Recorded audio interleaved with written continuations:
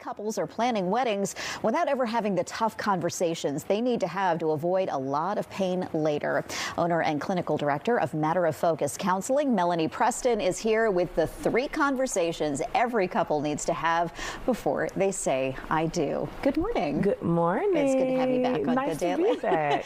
Yep. So excited about today's topic. The season of love. And gosh, it's so easy, especially you think about the engagement time. Right. It's so easy to kind of get wrapped up in the emotions and just the excitement of that. And love is still probably at least relatively new and not think about what's to come. Right, right. That is so important because there are so many couples, especially this time of year. This is a very popular time for engagements, etc., the big proposals. And typically then they're coming to see me when they are thinking about getting married. So I love having these conversations up front. And that's the key there. Right. Let's do it up front Yes. and get off on the right note. Absolutely. Okay, so let's talk about the first of the 3 most important conversations. Right. The number 1 you say is who taught you how to fight? Who taught you how to handle conflict, right? And so I think so many times we're not thinking about those dynamics when we're in love because everything is great. And then when you have that first argument, when you have that first disagreement, you really find out how a person or where they learn to fight. So a great question to ask is, where did you learn how to fight? Where did you learn conflict resolution? Most of us found that out from our family of origin or where we grew up. So, you want to know if they came from a family where they openly discuss things, or if they came from a family where, you sweep everything under the rug and we don't talk about anything. Right.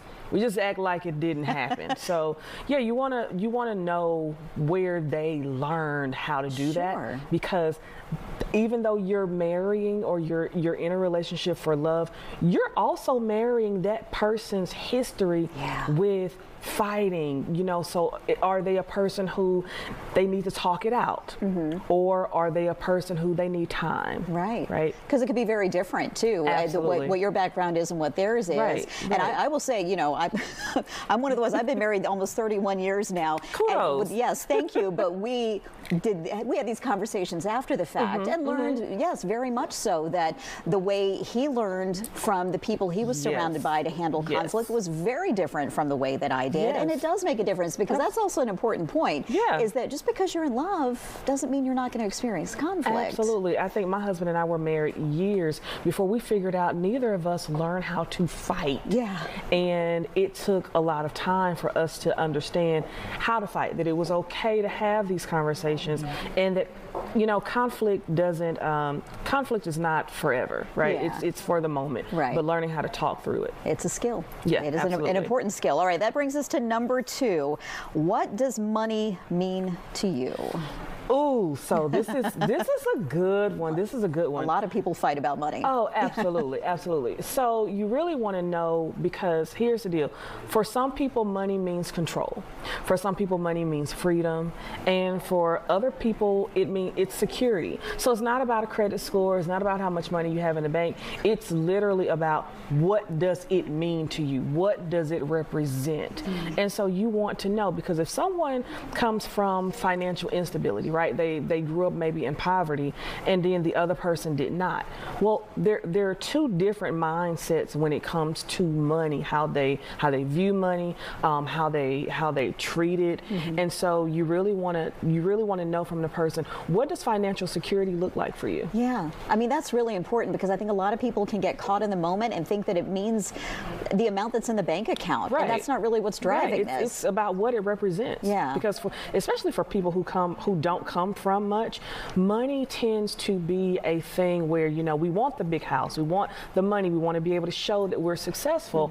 And so, I always say you can't success your way out of trauma. You can't success, your bank account can't be big enough.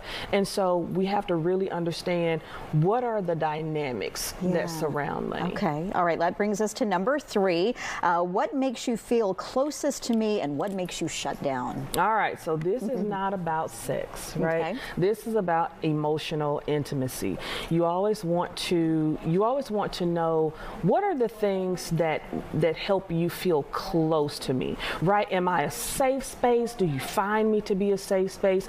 And then what are the things that make you shut down, right? So you want to also be able to know, what is it that I say maybe? Do you find me a safe space? Are there things that trigger you? So you not only want to know their love languages, but you also want to know their emotional triggers. That's how we really figure out how we love a person, even with understanding what they're bringing to the table, and how to love them in a way that honors all those parts of them. Yeah, and I mean, it makes so much sense to know all of these things in advance. Is such an advantage. There are a ton of questions, but yeah. I think these are these are some good ones. Yeah, well, and I know you address even more than this. You have an online toolkit that I you do. have. I do. So with a lot of my couples, what I did was I took everything that I've been doing over the years, working with engaged couples and couples who are thinking about getting married, and I put it into a before we say I do toolkit. Okay. And so people can go to the website, and I'm not sure if that's on you guys' website or not, but they can go to the website, they can download it, and it goes through finances, it goes through intimacy, family relationships. We talk about all of those, communication reset, all of those. So ton of questions. Yeah, it's a good thing to do. And gosh, I had so many more things I could talk to you about this morning. You'll have to come in another time. I'll be back. All right. It was good to see you again. You too. Thanks for having me. Thank you so very much. And Melanie's Matter of Focus Counseling is located in Fayetteville. And if you'd like more information, we do have that on our website, fox5atlanta.com. Go to the Good Day tab and click on today's viewer.